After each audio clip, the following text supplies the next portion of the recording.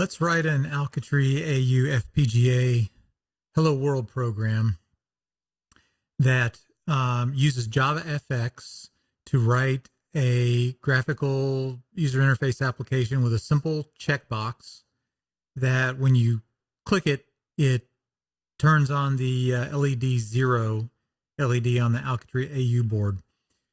Let's use JavaFx so that we can use a decent graphical framework that's already built into Java.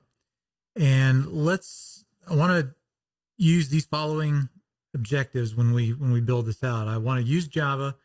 I want to use the Gradle build system, and I want to do this because there's some nice dependency management that's taken care of for us with Gradle that we don't have to think a lot about. And then, of course, use JavaFX for our graphic user interface framework.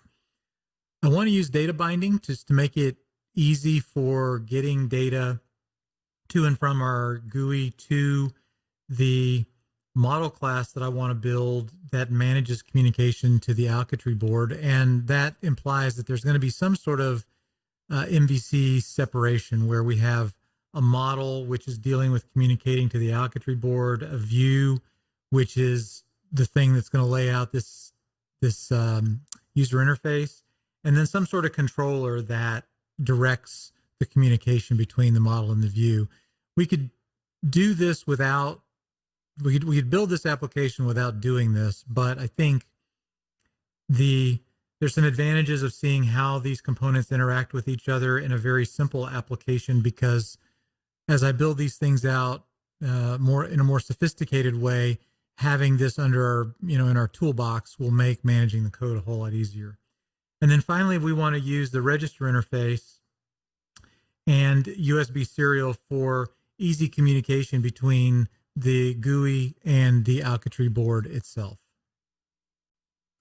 Let's code up our FPGA design first. So I'll create a new Alchitry Labs project, and we'll make it from the base project because my Alchitry board does not have any shields or anything on top of it.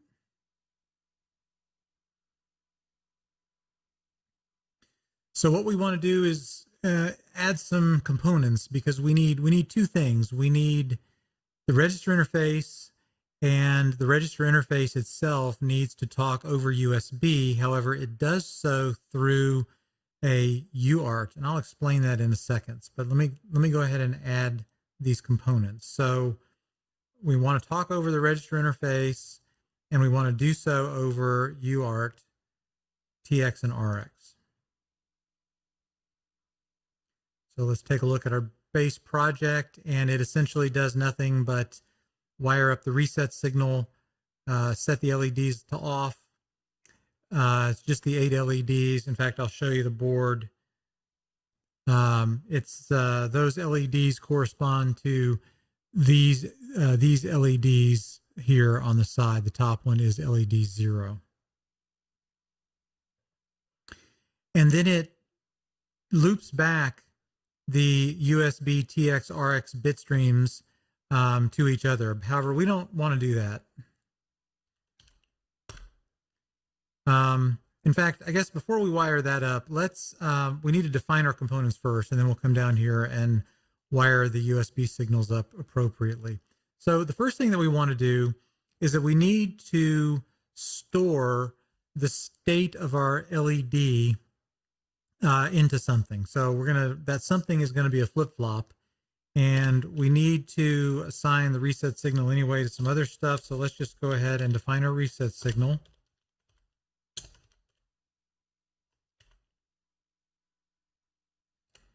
And let's define now our flip-flop. We're going to call it LED state. And we need two more components. I guess, well, before we create those, let's go ahead and wire up our LED state. So the initial value of LED state is going to be a we don't care, because ultimately it's going to get set from what comes in over the register interface. So let's just go ahead and set the default state of LED state to 1 bit of X. I don't care.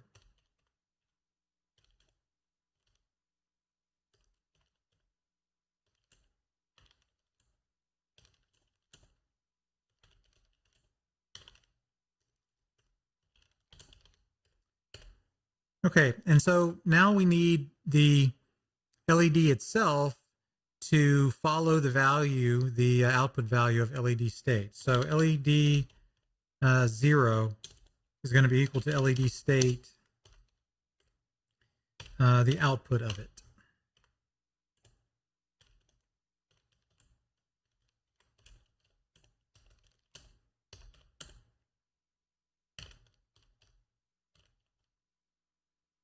Okay, great.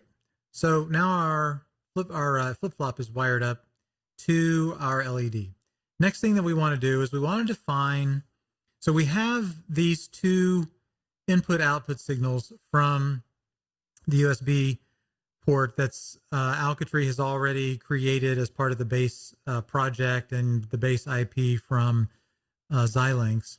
But these are just bit streams. They're just, whatever comes in over the USB port is just a series of bits. But, we typically deal with serial port in terms of framed bit data composed into bytes, either 7-bit bytes, 8-bit bytes, and there's framing with start bits and stop bits and all that stuff. And that's done through what's called a UART. And so these components that we added implement the UART capability to frame the bit stream off of USB into a series of bytes. And the register interface, which we have not defined yet, interacts with a transmit and receive UART. So let's declare those three components. The first one is the register interface. Now, the register interface depends upon knowing what the timing of the baseboard is. And so there's a parameter that you can feed it, and it's important to set this parameter because by default it is set for the older Mojo board at 50 megahertz, but the board that I'm using is the Alchitry AU Gold, whatever you want to call it, the AU board, and that's set at 100 megahertz. So it's important to set that or else timing is going to be wrong. And so now we're going to declare our register interface component, and I'll just call it reg. Okay, next thing we want to do is create our UARTs. And again, the UARTs operate at a certain baud rate, and that baud rate by default is typically set over on the host side that we'll see in a little bit to 1 million. So let's set the baud rate here as well to 1 million, just because you have to keep them consistent.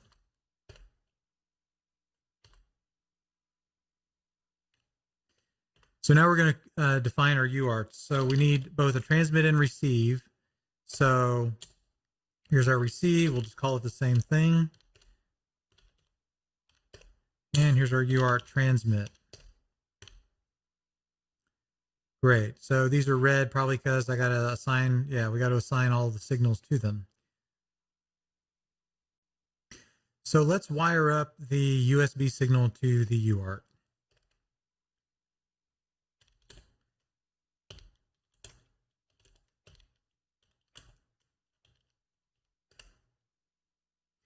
So this always kind of gets me confused. So let me see if I can explain it in a way that will help you understand it too, and also help keep me straight. So USB TX, that's what we want. That's the bit stream that we want to send out over USB. And so we are going to be doing that sending from the UART. So the UART is going to frame up those bytes that we want to send out and stream them out into a series of bits. So that means that we want the UARTs TX to be hooked up to USB's TX, so that all of the bits, all of the bytes that are sitting in the UART get streamed out as bits to the USB signal. So now likewise, the other direction, we want the UART to receive a stream of bits off of the USB's receive signal, which is the bit stream, and frame those up in a series of bytes that we can read. So Now the UART has been wired up to the USB signal. And next, let's deal with UARTX's missing signals. If we go up here, we can see that UARTX needs new data, there it goes, new data, and block to be assigned. So first of all, well, let's deal with block because that's easy. So let's set up UARTX signals. So UARTX.block, that's always going to be 0 because we don't have anything to tell the UART that, you know, something downstream is busy. We'll assume that the USB is always basically ready to go to send its signals out. So we'll tell the UART to never block sending. The next thing is new data. So we definitely need a way to tell the UART that, hey, there's some new data to be sent. And the way that we're going to do that is we're going to signal it from the register interface. So the register interface is going to tell the UART, hey, I've got new data that needs to be sent. So we do that by saying new data, assign from the register interface, new TX data. And then the last signal is data. Oh, of course. So UARTX.data. So this is the actual data itself that's coming in from the register interface. So the register interface dot TX data, that's the data that's coming in. Great. So our UARTX is now happy. Okay, finally, we want to set up the register interface. So we've got new RX data, TX busy, RX data, and reg in. All those need to be dealt with. So first thing is, so we're going to set up reg signals. So the first thing is we want to let's set up, I don't know, TX busy. So reg TX busy. So this is the busy signal that is going to tell the register interface, hey, I know you have data that needs to be sent, but the thing that's going to send it, which is the UART, is currently busy. So that we're going to say the UARTX, we want that signal, busy signal, to be assigned to the register interface's TX busy signal. Next thing is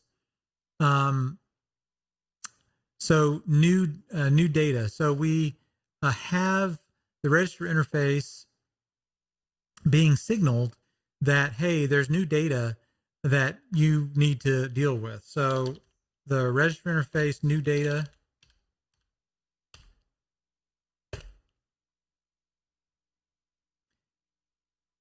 is equal to the new data that's coming off of the UART. So that's UART receive new data.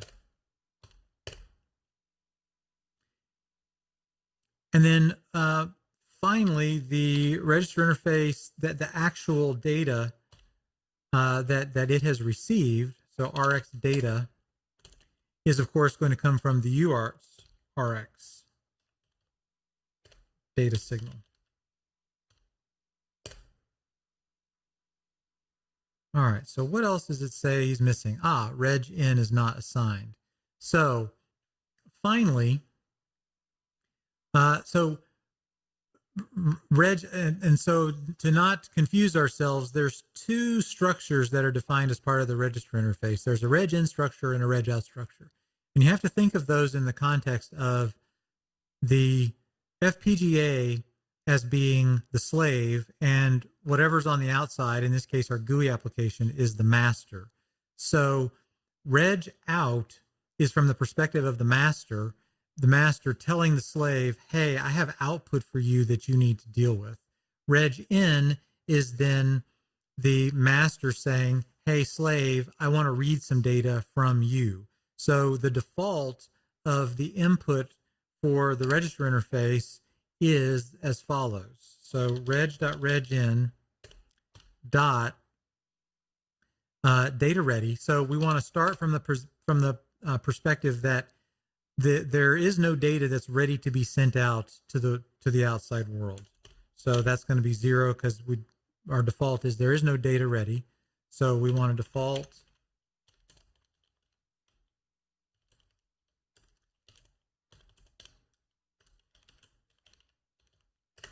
and then the data itself. So we don't care what that data is because we don't have any. So let's just set it because again, we have to set our inputs to something. So we're going to set it to, or set our data to, we don't care. Now the data that is sent out is framed 4-byte words of 8 bits. So 32 bits in total.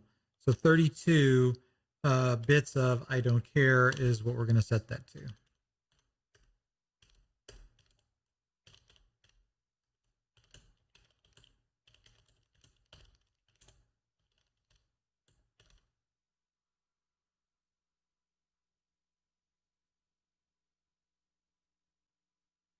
We finally need to deal with the master telling us, because remember what we want to do is we want to have a checkbox on the GUI application that when you check it, you're telling the FPGA, go flip your LED 0 to on. So the way that we do that is we need to interrogate, again, the master is telling the slave, hey, I have something for you. So that's from the perspective of the master, that's output. So the register interface, reg out, is going to be telling us, hey, there's a new command. So if there's a new command, we want to do something. So the new command then can be either be a register that we want to write to or a register that we want to read from. So in this case, it's the GUI telling as the master, hey, I want to write output to a register. So the way that we interrogate that is that if it's, again, reg out being a write, do something. So if it's a write, we need to know what address we're writing to. So we'll put a case statement in here. Reg out again. And we want to interrogate the address. So what address do we want to interrogate? Well, we make it up. We can decide. So we're going to create an address 1. And when address 1 comes in, what do we want to do? We want to set the LED state, the flip-flop. We want to set the input of it equal to whatever we get from the reg out, which is being sent from the master saying, well, here's the bit that just got sent. So that is sitting on, again, reg out in the variable called data. And that is bit 0. Even though data is 32 bits, we're just transmitting that one bit. Oops, and I put Q, I meant D. That's the input for the flip-flop. Okay, so let's do a check, a design check. Syntax looks good. Okay, so I think this is ready to go. Let's build this.